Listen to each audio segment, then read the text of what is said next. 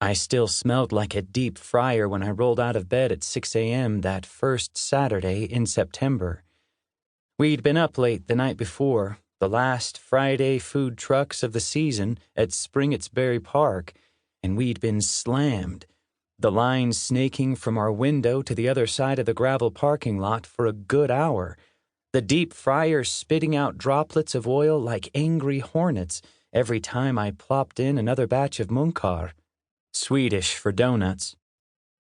I'd already been in school nearly 2 weeks by that point. It already sucked, and now, with Saturday's festival in downtown York, the last big one we'd do for the year, I was looking at the endless slog of just school through the fall, winter, and spring. Senior year.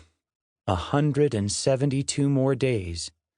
"Ready, Gooben?" Farfar called from the kitchen, where he'd just finished packing up the last cooler from the emergency cookfest the night before. Barely 5 hours before, really. "Ready." 2 travel mugs of thick, dark coffee waited for me on the island counter, mine turned light by a healthy pour of heavy cream and sugar, Farfar's the color of roofing tar.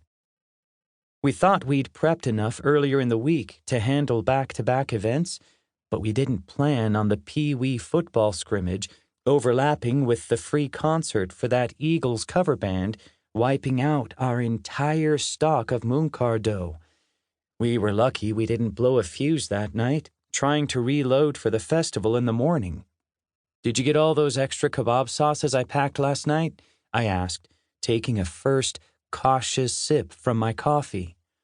"Already took the cooler down to the truck." "You shouldn't be lugging coolers down the stairs, Farfar. Seriously, I told you I'd get them." He waved me off.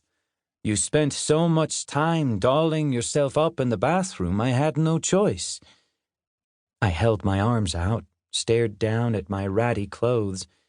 Even after multiple washes, all my hey shirts smelled a little like a deep fryer. Not unpleasantly so, but still. Farfar hefted another cooler into my arms, which nearly pulled me to the floor. "There you go, Gooben. You can carry this one down. Spare an old man his aching back." Gooben, rhymes with Reuben, is actually Swedish for old man, but kind of like you'd call a little kid big guy. It's what Farfar's called me since I moved to Gettysburg with him, to this country with him, when I was 4. Koopa laced between Farfar's legs, meowing and purring aggressively for attention, like she knew we'd be out for the entire day. Whenever Koopa saw the coolers, her separation anxiety kicked in. On cue, Farfar scooped her up in his arms. "Min lille baby sötnos, ja? Lille cat." His gray ponytail swung over her gray face while he prattled on in his ridiculous Swedish baby talk, Koopa yowling and batting at the end of his hair. "That's enough," I said, straining with the handles of the cooler, loaded down with dough and backup fruit filling. "It's getting uncomfortable." "Ah, Gooben, there's enough love to go around."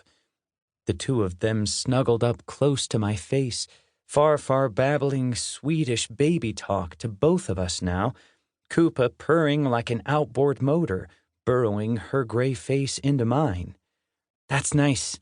Thank you," I said, blowing cat hair from my lip. Farfar gave Koopa one last nuzzle with his short-trimmed beard before setting her on the floor, Koopa twisting and yowling incessantly between Farfar's feet, begging us, him, to stay. "Okay, come on, Gooben. To the truck."